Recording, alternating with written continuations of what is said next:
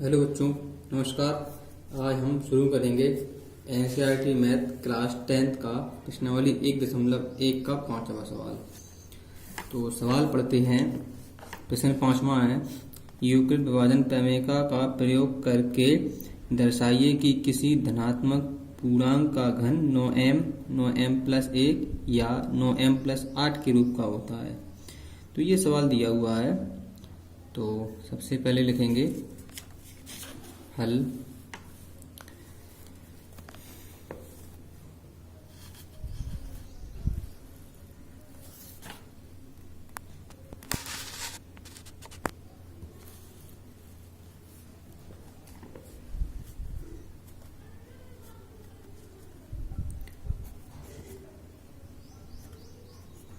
माना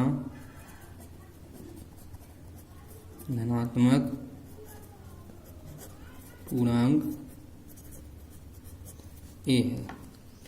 माना धनात्मक पूर्णांक ए है। अब भाजक लेना है। भाजक लेंगे क्वेश्चन से, जैसे इसमें लिखा है 9, तो भाजक 3 लेंगे। क्योंकि इसमें 9 नहीं लेना है, 3 लेना है, क्योंकि घन करना है। तो 9 का घनमूल 3 होता है, इसलिए इस सवाल में 3 लेना है भाजक। तो भाजक बराबर 3। अब लिखेंगे यूक्लिड विभाजन प्रमेय का से। यूक्लिड विभाजन प्रमेय का से। तो यूक्लिड विभाजन प्रमेय का होती है वही भाज्य बराबर भाजक गुणा भागफल धन शेषफल। तो ए में भाग देंगे तो 3q प्लस आर। सवाल कर चुके हैं अब। तो आर के संभव मान आ जाएंगे, आर के संभव मान 0, 1, 2। तो सबसे पहले आर बराबर 0 लेना है। तो यहाँ लिखेंगे जब आर बराबर 0 हो, तो सबसे पहले आर बराबर लेना है 0।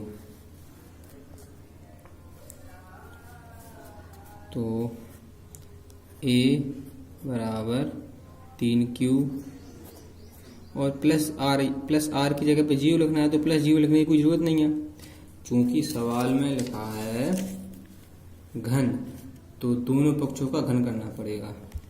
तो लिखेंगे दोनों पक्षों का घन करने पर। तो दोनों पक्षों का घन करेंगे तो ए पे घन और 3q पे घात 3, यानी घन। तो ए पे घात 3 बराबर 3q को 3 बार गुणा करके लिखना है। 3q पे घात 3 यानी 3q गुणा 3q गुणा 3q। तो 3 3 का 9 और 9 3 27। Q और Q आधार एक सा होने पर सब पे एक घात मानी जाती है। आधार एक सा होने पर गुणा में घातें जुड़ जाती हैं, तो घात हो जाएगी 3। 27 Q पे घात 3। अब सवाल में सबसे पहली स्थिति अपन को ज्ञात करना है 9m, यानी 9 लाना है। तो इसमें से 9 बाहर निकाल लेंगे। जब 9 बाहर निकाल लेंगे तो अंदर क्या बच जाएगा, भाग देने पर क्या आएगा, 9 3 27 और q पे घात 3, जैसे कि तैसे। ठीक है। अब इसके बाद a पे घात 3 और 9, और इस कोष्टक की जगह पर m लिख सकते हैं।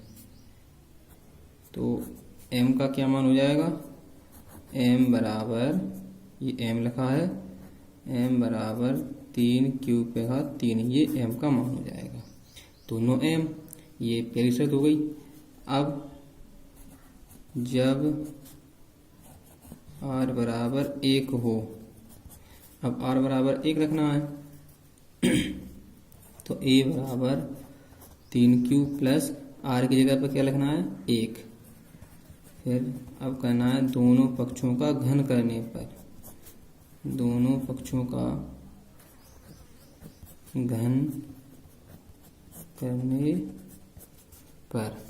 अब दोनों पक्षों का घन करना है, तो ए पे घात 3 और 3 क्यूब प्लस 1 पे घात 3। तो 3 क्यूब प्लस 1 इसका घन करने के लिए शरीरक का उपयोग करते हैं।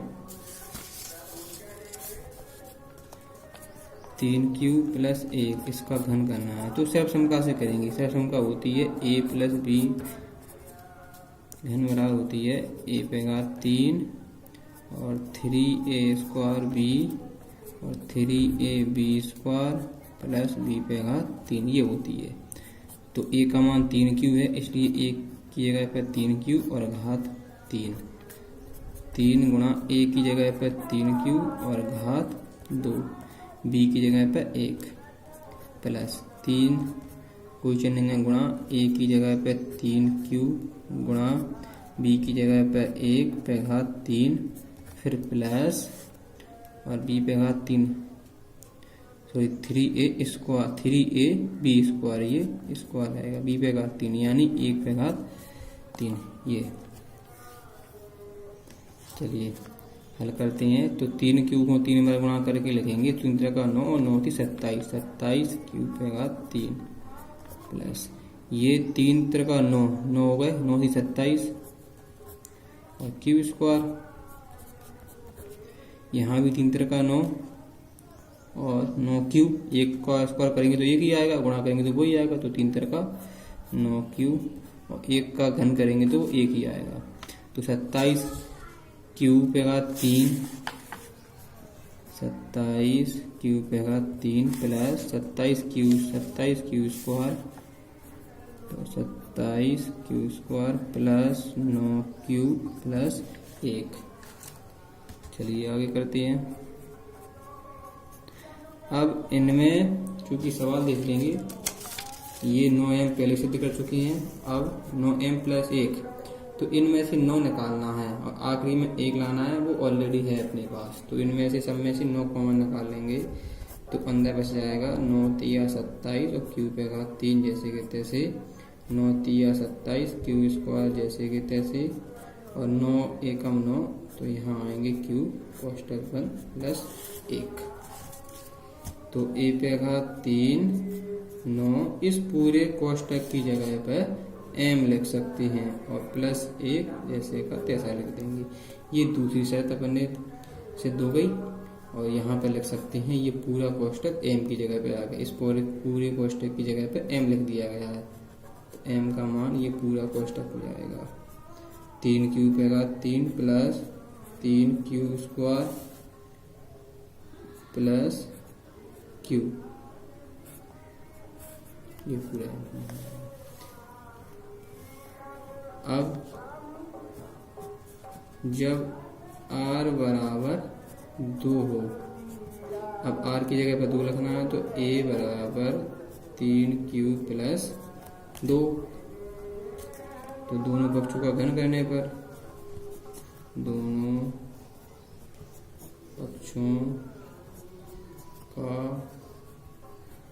घन करने पर, अब ये दोनों पक्षों का घन करना है, तो a पे घात 3 और 3 क्यू प्लस 2 पे घात 3, a पे घात 3 बराबर, इसको भी रख कर समझ लेते हैं।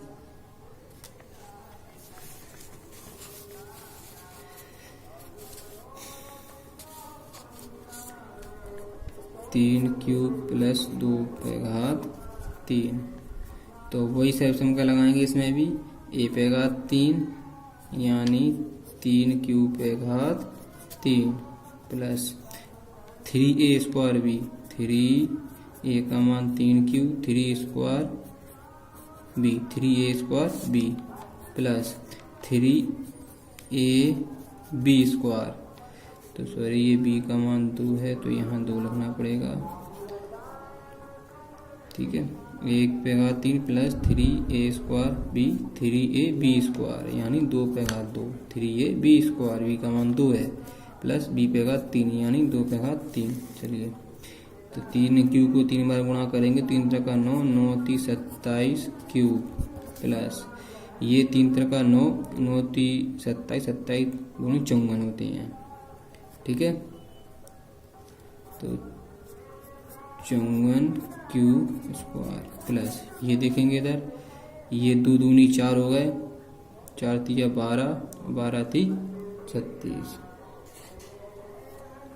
तो ये 36 क्यूब प्लस 2 को 3 बार गुणा करेंगे, 2 दूनी 4, 4 दूनी ये 8 हो जाएंगे।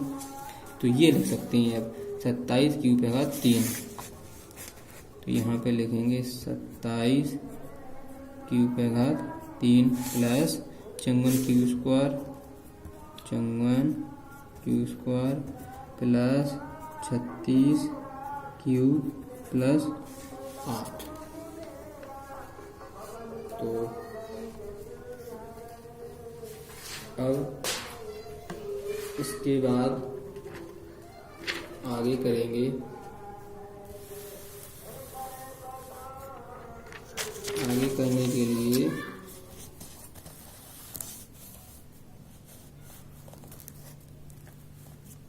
ये लिख लेते हैं इधर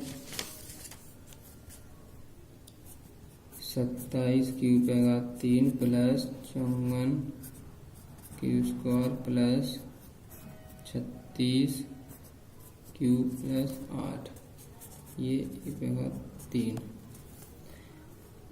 आगे करेंगे अपन, तो इन सब में सबसे पहले सवाल देख लेंगे सिद्ध क्या करना है। तो ये तीसरी शर्त सिद्ध करना है, 2 शर्त अपन सिद्ध कर चुके हैं, तीसरी शर्त सिद्ध करना है 9m प्लस 8, यानी 8 लाना है आखिरी में और 9 शुरुआत में। तो शुरुआत में 9 आ सकती है कॉमन लेने पर तीनों में, और 8 आखिर में है।